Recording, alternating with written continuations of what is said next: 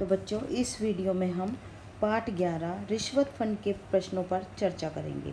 तो पहला प्रश्न है, बूढ़ा कहाँ जा रहा था? इसका उत्तर है, बूढ़ा मंत्री से मिलने जा रहा था। दूसरा प्रश्न है, बूढ़े को देखकर बच्चों ने क्या किया? तो बूढ़े को देखकर बच्चों ने उसका मजाक बनाया। तीसरा प्रश्न है, बूढ़े के नौकर कौन थे? वे उसे छोड़कर क्यों चले गए? तो बूढ़े के नौकर उसके 5 सेविकाएं और 32 दांत थे जो उसे बुढ़ापे के कारण छोड़कर चले गए थे। अगला प्रश्न है, बूढ़े ने शानदार भवन किसे कहा है?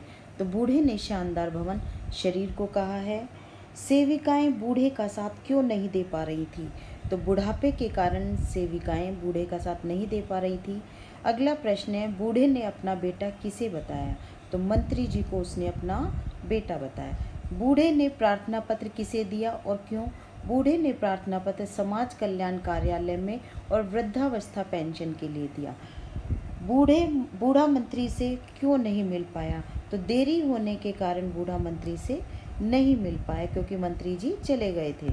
लोगों की भीड़ बहुत ज़्यादा थी, इसलिए बूढ़ा उनसे नहीं मिल पाया था।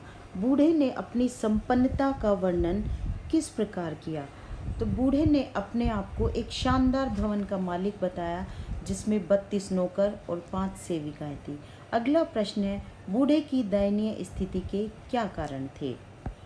बूढ़े की दयनीय स्थिति का कारण उसका बुढ़ापा और गरीबी थी। अगला प्रश्न है, बूढ़े ने स्वयं को समय का मारा क्यों कहा? बूढ़े ने स्वयं को समय का मारा इसलिए कहा क्योंकि एक समय में उसके पास शक्तिशाली और सुंदर सजीला शरीर था जो बुढ़ापे के कारण दुर्बल हो गया था। बूढ़े ने मंत्री को अपना बेटा क्यों कहा?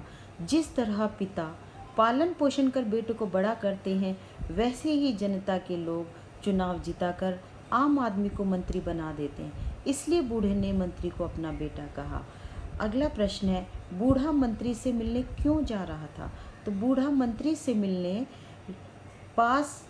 उनके पास इसलिए जा रहा था, रिश्वत फंड स्थापित करने का प्रस्ताव था उसके पास, वे उन्हें समझाने जा रहा था ताकि जो वृद्धावस्था पेंशन लेने के लिए मजबूर हों, वे विभाग के रिश्वत फंड से पैसे लेकर रिश्वतखोरों को दे सकें।